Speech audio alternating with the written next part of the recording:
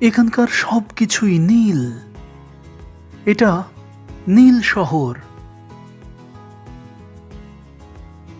ওরা রাজার পুকুরে গোসল করছে।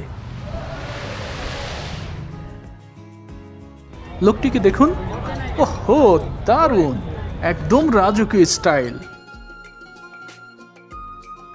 এখানকার জীবনযাত্রা একদম অন্যরকম। এখানে গলির ভেতর দিয়ে যাওয়ার ভালো উপায় হলো টোটো, তবে ঘোড়ার গাড়িও রয়েছে। এটা রাজাদের শহর। এখানেই রয়েছে ঐতিহাসিক দুর্গ মেহরানগড়।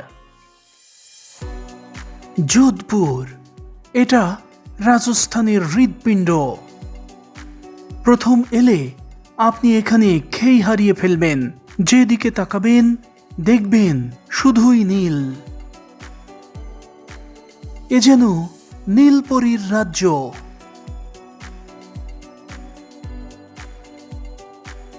অনেকেই বলেন থর মরুভূমি অধ্যুষিত রাজস্থানের উচ্চ তাপপ্রবণ আচ্ছাদিত এই এলাকায় গরম থেকে বাঁচতে বাড়ির দেয়ালে চুন আর নীল রঙের মিশ্রণ দেওয়া হয়। আবার অনেকের মতে এগুলো রাজস্থানের উচ্চ বংশীয় ব্রাহ্মণদের চিহ্ন। তবে কারণ যাই হোক, নীল রং এই শহরকে গোটা দুনিয়ায় আলাদা করে চিনিয়েছে। এখানকার প্রতিটি গলি এত সরু আর পুরনো যে যার প্রতিটি দেয়ালের সাথেই মিশে আছে হাজার বছরের পুরনো গল্প।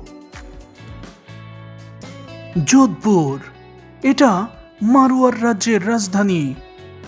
এই অঞ্চলটি ঐতিহাসিকভাবেই রাঠোর রাজবংশের অধীনে ছিল। আর তখন শহরের পুরনো অংশে ব্রাহ্মণদের আধিক্য ছিল, যারা দুর্গের কাছাকাছি বসতি স্থাপন করেছিল। পাহাড়ের ওপরে থাকা ওই বিশাল ইমারতটি এখানকার রাজার প্রাসাদ। ওই প্রাসাদে ব্রাহ্মণরা এই পথ দিয়েই যাতায়াত করতেন।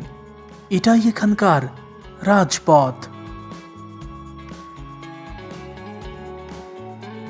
আপনি যোধপুর আসবেন আর ব্লু সিটিতে আসবেন না, তা হতে পারে না। এখানে যখন আমি এসেছি তখন মনে হচ্ছে রঙিন কোনো দুনিয়ায় এসেছি। মনে হচ্ছে যেন স্বপ্ন জগতে এসেছি।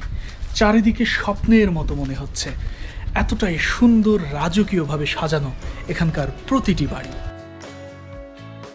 হ্যাঁ দর্শক, এটি এমন এক জায়গা যার প্রতিটি অলিগলি, ঘরবাড়ি, রাস্তা সবটাই নীল রঙে সাজানো। ওপর থেকে দেখলে মনে হয় যেন নীল সমুদ্রের ওপর পুরো শহরটাকে বসিয়ে দেওয়া হয়েছে।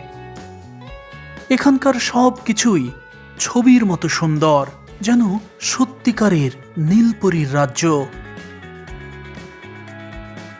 এখানকার ঘরবাড়িগুলোর দেয়ালে রাজা মহারাজাদের প্রতিকৃতি যেমন রয়েছে, তেমনি দারুণ করে আঁকা রয়েছে ময়ূর সহ বহু ধরনের পশু পাখির ছবি। ব্লু সিটি যোধপুর রাজস্থানের রাজকীয় একটি জায়গা। হ্যাঁ বন্ধুরা, আমার চারপাশে যেদিকে তাকাবেন সেদিকেই দেখতে পাবেন শুধুই নীল রঙের ছোঁয়া। শুধুই নীল রং, শুধু বাড়ির চারপাশটাই নয়, একেবারে চারিধারে বাড়ির আশেপাশে মাটি থেকে ছাদ পর্যন্ত বিভিন্ন জায়গায় নীল রঙের ছড়াছড়ি।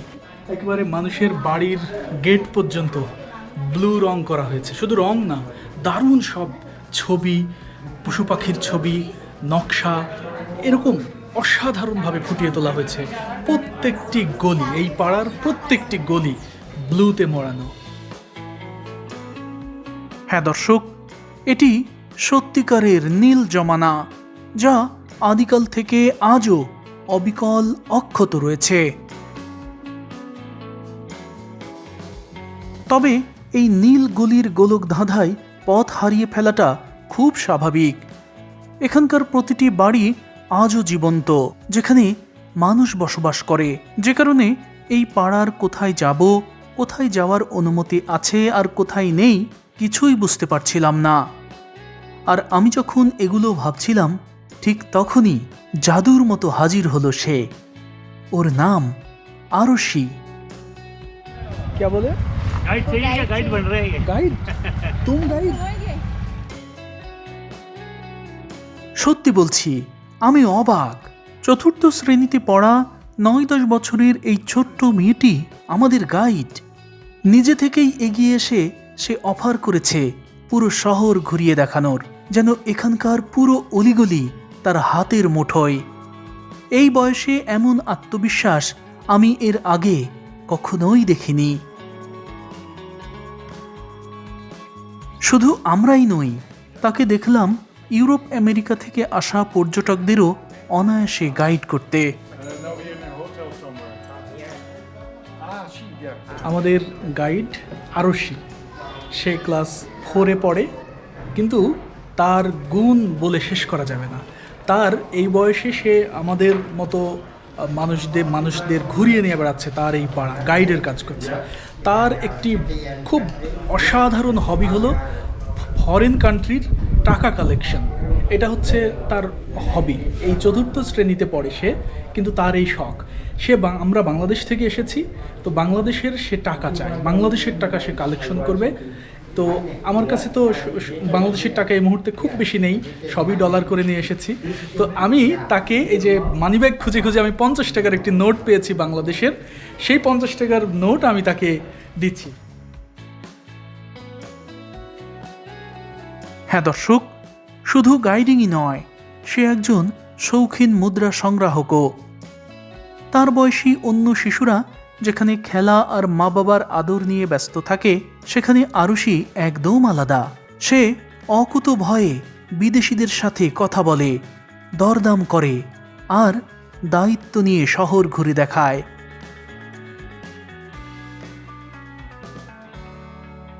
এখানকার সব কিছুই আপনাকে মুগ্ধ করবে।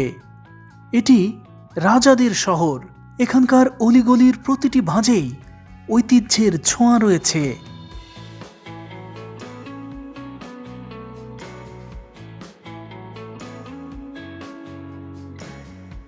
দেখুন, এখানে টকবগিয়ে গরম তেলে ভাজা হচ্ছে এখানকার বিখ্যাত খাবার পেঁয়াজ কা কচুরি, মানে পেঁয়াজের কচুরি।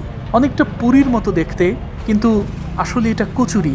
বাইরের দিকটাই মচমচে আবরণ আর ভেতরে মশলাদার পেঁয়াজের পুরো। একবার খেলে আমি নিশ্চিত আপনি এর প্রেমে পড়তে বাধ্য। হ্যাঁ দর্শক, এগুলো যোধপুরের ঐতিহ্যবাহী খাবার। এটা মির্চি বড়া। কাঁচা লঙ্কার ভেতরে আলুর মশলা ভরে বেসনের বাটায় ডুবিয়ে এগুলো মচমচে করে ভাজা হয়। রাজস্থানের ঝাল আর মশলার আসল স্বাদ পেতে হলে এই মির্চি বড়ার কোনো বিকল্প নেই। এই গোপালা লোকটিকে দেখুন, তিনি এখানকার এসব ঐতিহ্যবাহী খাবার বিক্রি করছেন। তার মধ্যে একটা খানদানি ভাব রয়েছে, আর তিনি বিক্রিও করছেন এখানকার খানদানি খাবার।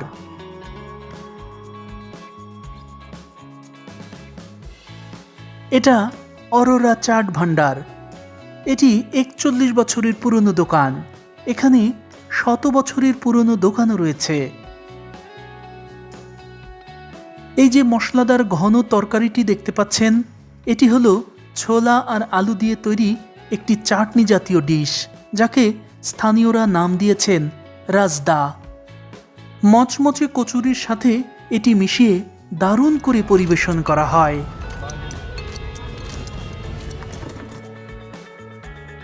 যোধপুরের রাজকীয় নীল রং যতটা চোখে আরাম দেয়, তার চেয়েও বেশি মন ভালো করে দেয় এখানকার এসব ঐতিহ্যবাহী খাবার।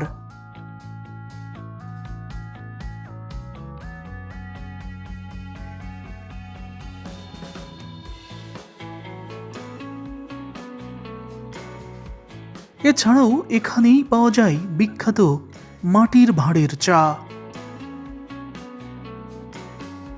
কড়া লিকার আর মশলার দুধের মিশ্রণে তৈরি এই স্পেশাল মশালা চায়ের জন্য বহু মানুষ যোধপুরে ছুটে আসে। এটা সত্যিই বিশেষ ধরনের পানীয়, যার খ্যাতি রয়েছে পুরো ভারতবর্ষ জুড়ে। হ্যাঁ দর্শক, এখানকার সব কিছুর সাথেই আদি ঘ্রাণ মিশে আছে।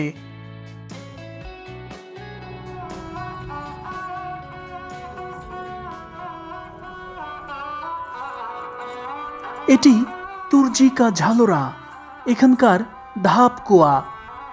এটি শহরের অন্যতম সেরা এবং দৃষ্টিনন্দন ঐতিহাসিক নিদর্শন। এটি এখানকার মহারাজা অভয় সিং 1740 সালে তার রানীর সম্মানে তৈরি করেছিলেন।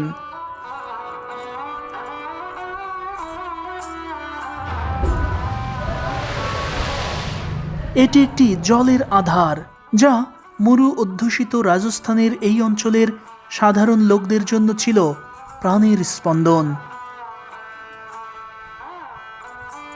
অসাধারণ কুশলতায় ভরা এই বিশাল আকারের কূপটি তৈরি করা হয়েছে লাল বেলে পাথর দিয়ে, যার চারপাশ থেকে ধাপে ধাপে ছোট ছোট সিঁড়ি নেমে গেছে একেবারে এর তলায় থাকা জল অবধি।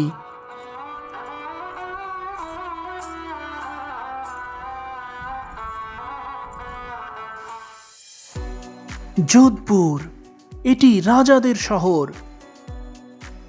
শুরুর দিকে এখানকার রাজাদের রাও বলা হতো। 1459 সালে রাঠোর রাজবংশের প্রধান রাও যোধা এই শহরটি প্রতিষ্ঠা করেন, আর তার নাম অনুসারেই শহরটির নাম রাখা হয় যোধপুর। তবে পরবর্তীতে মহারাজা মান সিং কিংবা মহারাজা উমাইদ সিং এর মতো শাসকরাও শহরের স্থাপত্য আর সংস্কৃতি বিকাশে বড় ভূমিকা রেখেছেন। কিন্তু এই নীল রঙের শহর হিসেবে পরিচিত হওয়ার পেছনে কোনো নির্দিষ্ট রাজার একক কোনো ফরমান নেই। আসলে হিন্দু সমাজে ব্রাহ্মণদের উচ্চ বংশীয় মনে করা হয়। জাতপাতের হিসাব এখানে আদিকাল থেকেই কড়াই গণ্ডায় নির্ণয় করা হয়। এখানকার হিন্দু ব্রাহ্মণরা সাধারণ লোকদের থেকে নিজেদেরকে আলাদা করে চেনাতেই নিজেদের বাড়িঘরগুলো নীল রঙে সাজায়। বিষয়টি এমন ছিল যে যার বাড়িতে নীল রং রয়েছে তারাই ব্রাহ্মণ, তারাই সমাজের উচ্চ বংশীয়। এখানে এমন কোনো বাড়ি নেই যেই বাড়িতে নীল রঙের ছোঁয়া নেই। যারা ব্রাহ্মণ তাদের বাড়িতে একটু হলেও নীলের ছোঁয়া রয়েছেই। ওপর থেকে দেখলেই আপনি বুঝতে পারবেন কারা ব্রাহ্মণ আর কারা ভিন্ন জাতের লোক। অর্থাৎ পুরো যোধপুরি যে নীল শহর তা নয়, নীল শহর সেটুকুই যেটুকুতে ব্রাহ্মণরা বাস করেন।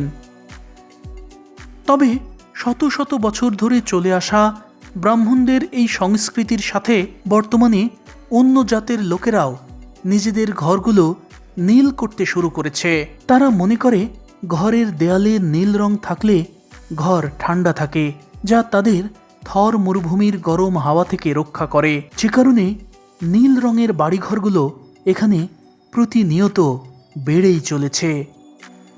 আর শত শত বছরের পুরনো এই স্থানীয় সংস্কৃতি আর পরিবেশগত প্রয়োজনের মিশ্রণে গড়ে ওঠা এই শহর এখন পুরো দুনিয়ার কাছেই পরিচিত নীল শহর হিসেবে। Jodhpur, blue city of India.